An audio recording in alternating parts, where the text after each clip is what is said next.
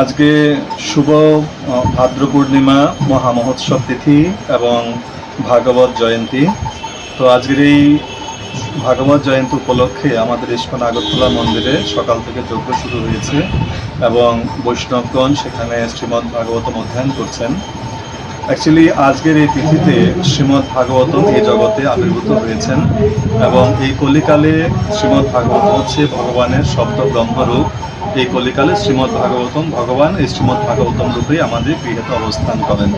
তো আজকের এই বিশেষ দিনে আমরা ইস্কন আগরতলার তরফ থেকে সমস্ত ত্রিপুরাবাসীকে হার্দিক অভিনন্দন, কৃষ্ণপ্রীতি শুভেচ্ছা জ্ঞাপন করছি, যাতে সকলের জীবন মঙ্গলময় হোক, করুণাময় হোক এবং ভগবানের প্রতি সকলের যাতে মতি জন্মে সবাই যাতে ভগবানের সেবা পূজায় ব্যস্ত থাকতে পারেন।